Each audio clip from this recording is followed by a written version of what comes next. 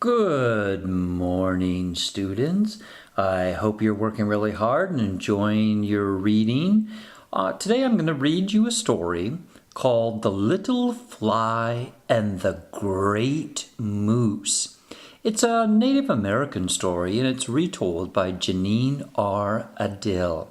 Before I start reading, though, I want to ask you, what do you think would happen to animals that live near or in a river and the river gets dried up?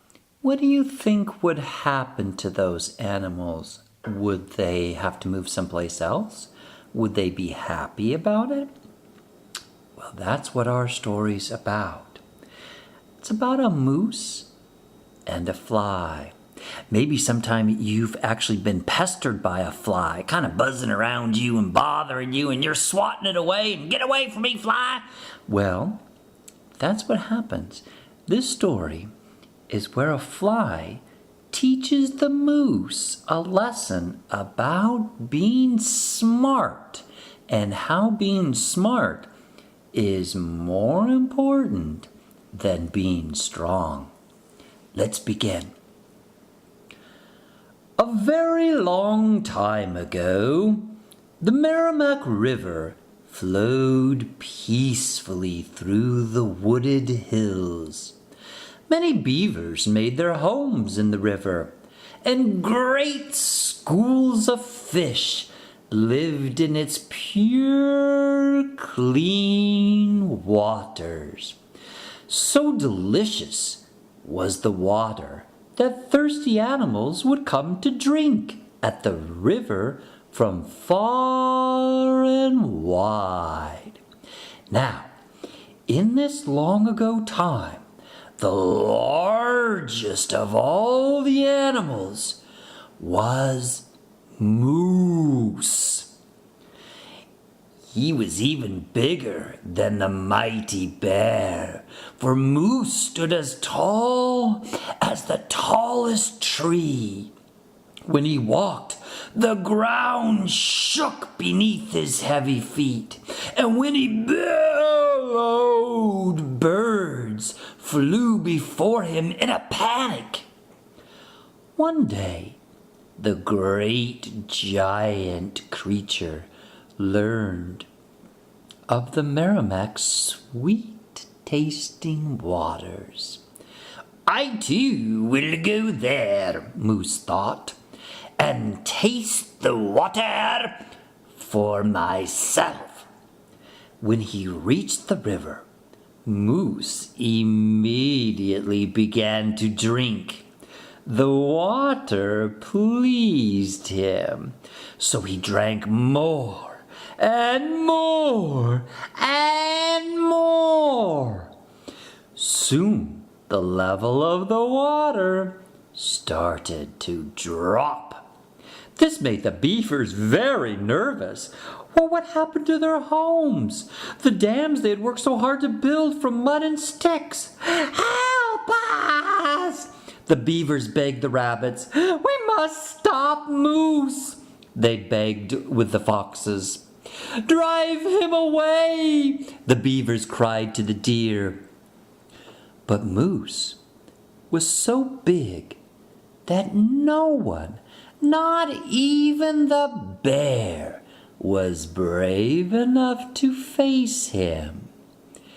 I'm going to stop here for a second to ask you a question for you to think about.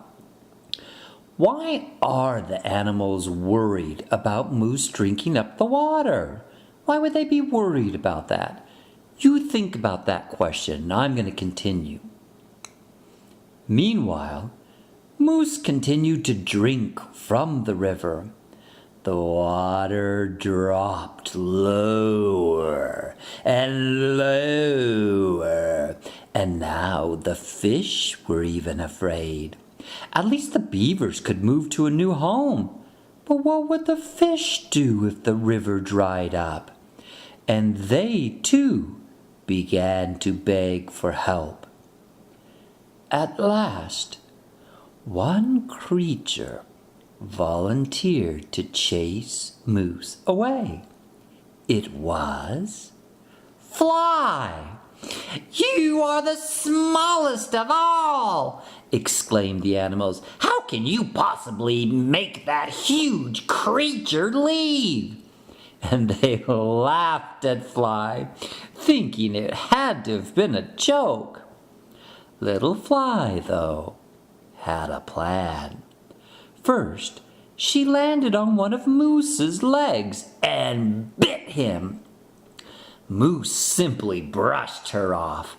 Fly tried another leg, only this time she bit harder. Moose stamped his foot in annoyance. Then Fly buzzed quickly from spot to spot on Moose's brown hide, biting sharply as she went. Moose was furious. He shook his immense head, snorted, stamped, and kicked. Up and down the riverbank he ran, trying to discover who was biting him.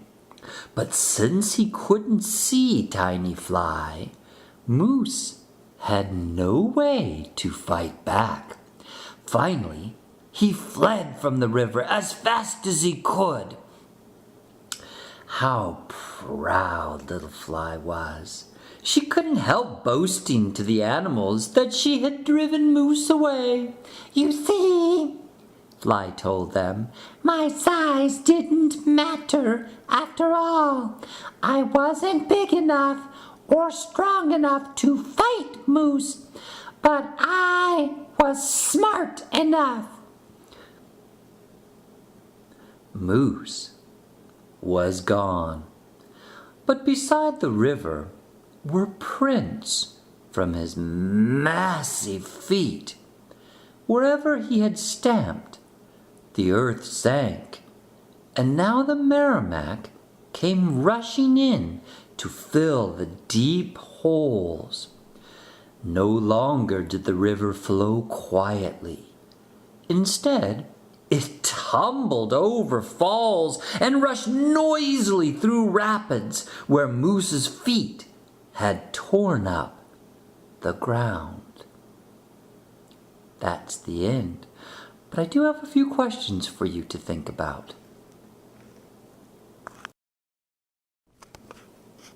Here's my first question for you.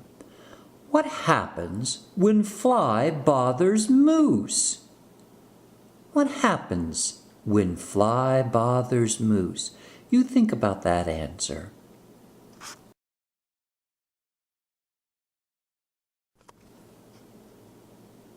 Here's my second question for you.